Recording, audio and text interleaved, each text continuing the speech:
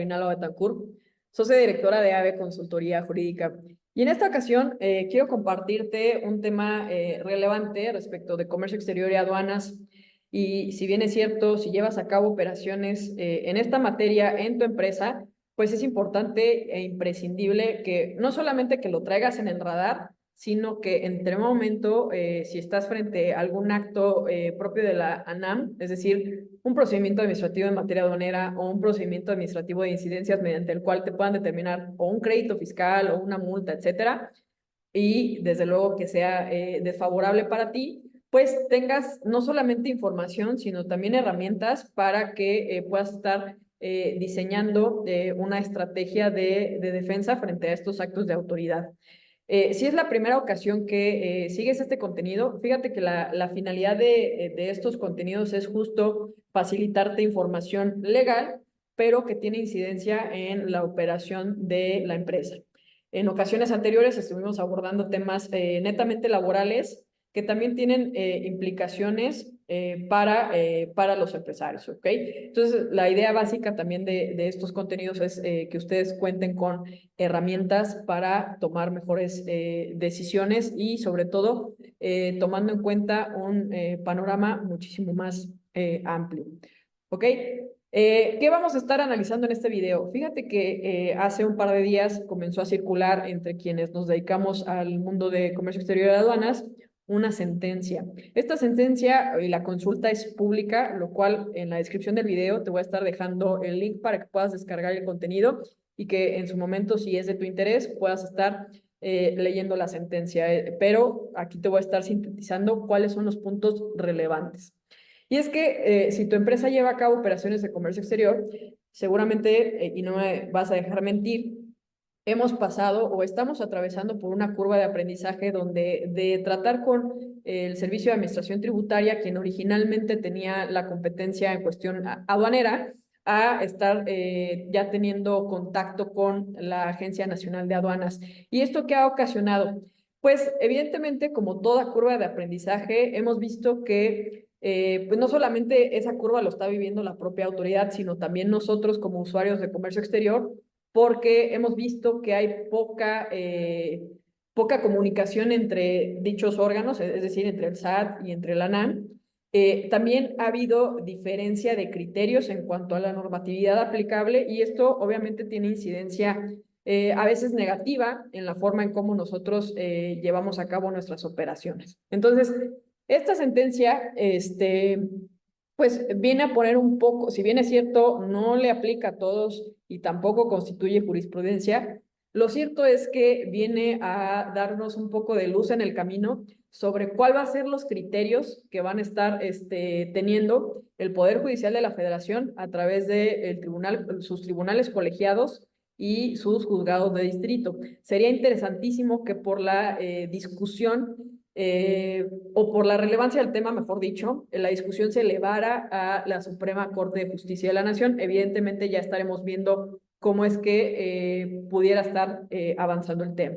Ahora, ¿de dónde deriva o por qué se llegó a esta sentencia? ¿Por qué es relevante? Etcétera. Pues bien, vamos por partes. Esta sentencia surge porque un contribuyente se le determinó un crédito fiscal. La aduana de Manzanillo es quien determina el crédito.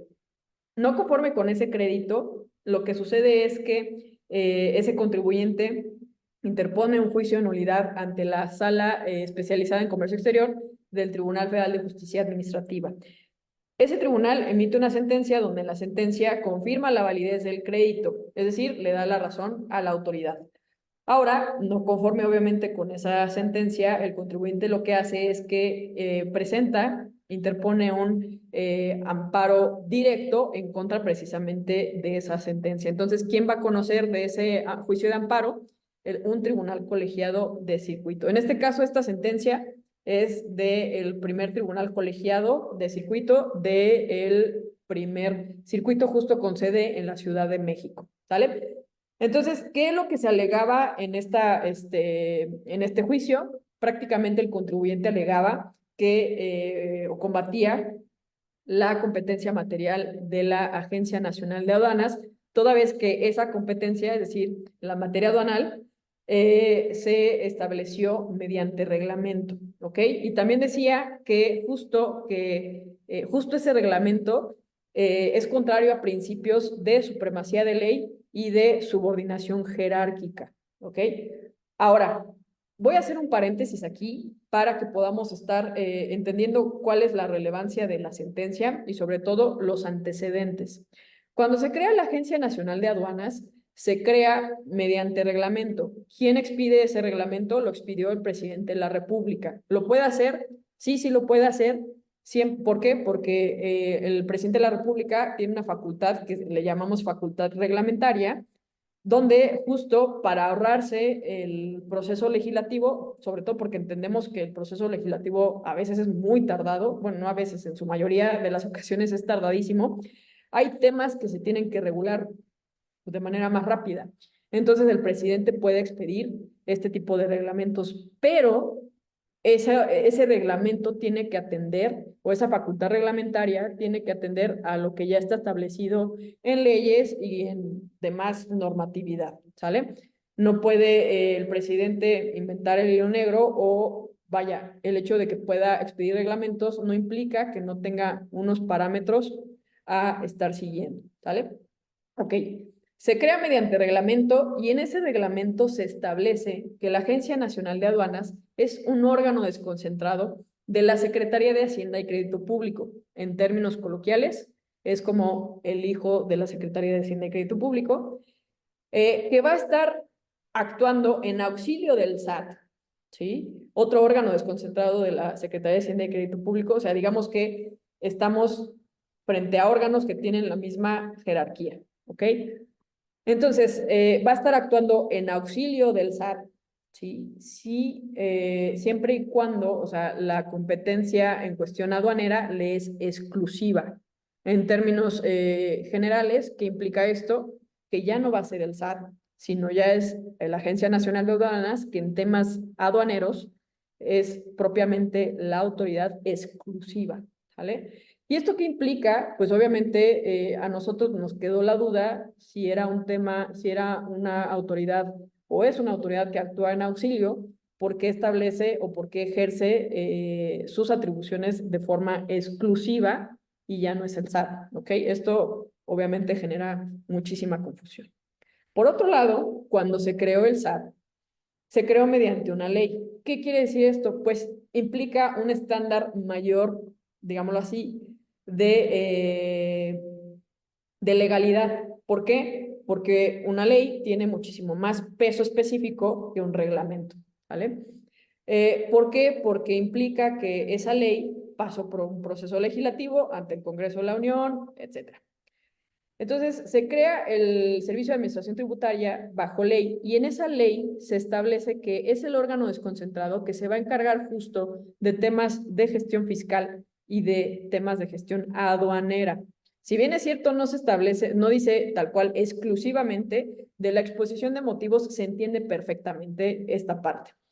Además, no se establece en la ley del Servicio de Administración Tributaria que haya la posibilidad de que otro órgano le pueda estar ayudando al SAT a ciertas funciones, ¿ok? Entonces, esto es muy relevante. Cierro paréntesis y regreso al análisis de la sentencia y del litigio en general, ¿ok? Dicho lo anterior, también en el juicio se cuestionó que si justo el presidente podía, no solamente que podía establecer el reglamento, sino que si ese reglamento tenía que seguir precisamente temas de supremacía de ley y de subordinación jerárquica, ¿ok? Entonces, de lo que te he explicado anteriormente, sobre todo de cómo surge el SAT y cómo surge el ANA, vemos entonces que el presidente estaba obligado precisamente a atender lo dispuesto en la ley del SAT, ¿sí? Y en cualquier otra normatividad que ya se encontraba vigente. Como no siguió esos parámetros, pues por ende el sentido de la sentencia. Entonces, ¿qué implica? Bueno, el tribunal colegiado comienza ya también a pronunciarse respecto de la inconstitucionalidad del ejercicio de esas competencias que hace la Agencia Nacional de Aduanas. Y también dice, mientras no haya un acto formal y materialmente legislativo, ¿qué quiere decir esto? En términos generales, un proceso legislativo. Es decir, mientras no haya una reforma a la ley del SAT, que en este caso es lo que hay, mientras no haya esa modificación donde uno se habilite precisamente que el Servicio de Administración Tributaria puede ser auxiliado por otro órgano para temas aduaneros, mientras no haya eso, cualquier ejercicio que haga la Agencia Nacional de Aduanas es inconstitucional, ¿ok? ¿Por qué? Porque hemos visto y la sentencia dice es inconstitucional porque ese reglamento no siguió los principios y los parámetros que ya había en una ley, ¿sí? Sobre todo porque la ley tiene muchísimo más peso específico que el propio reglamento.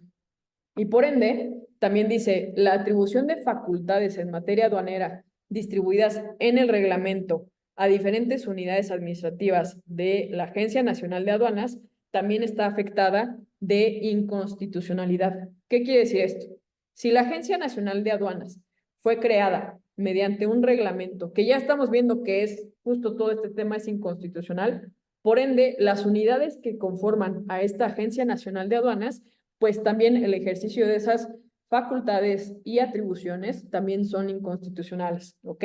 Entiéndase que las unidades administrativas, en este caso puede ser, estamos hablando las propias aduanas o las administraciones de aduanas, ¿ok? Bueno, ahora, dicho lo anterior, es importante establecer que en materia de amparo existe un principio donde solamente la sentencia le va a aplicar a quien interpuso el amparo, ¿ok? En este caso, solamente, o sea, si bien hay que celebrar que este tribunal ya declaró la inconstitucionalidad del reglamento, de cómo se confirieron las atribuciones y las competencias, es importante establecer que solamente en este caso a ese contribuyente en particular le va a estar aplicando esa sentencia, ¿sí? ¿Qué pasó ahí? Se declaró la inconstitucionalidad de la resolución, ¿sí? Donde se señaló de manera muy puntual que el administrador de la aduana es incompetente justo para emitir las resoluciones administrativas impugnadas en juicio.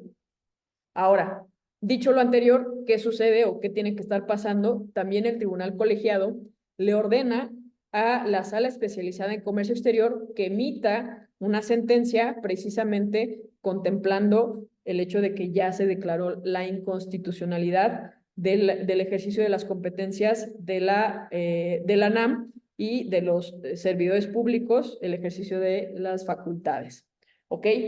En ese sentido, si formas parte de una empresa que lleva a cabo operaciones de comercio exterior, no solamente es valiosa este contenido para que estés informado y demás, sino en determinado momento, si llegas a ser sujeto de un procedimiento administrativo en materia aduanera o bien de cualquier otro tipo de procedimientos que lleve a cabo la Agencia Nacional de Aduanas y te son desfavorables, tú ya cuentes con elementos para poder plantear de primera mano una estrategia de defensa frente a este tipo de actos. Ahora bien, si reconoces que necesitas acompañamiento para el diseño justo de esta estrategia, por favor escríbeme a paulina@abcjurídica.com.mx o bien en la descripción de este video te voy a estar dejando un enlace para que puedas agendar una reunión estratégica con nosotros.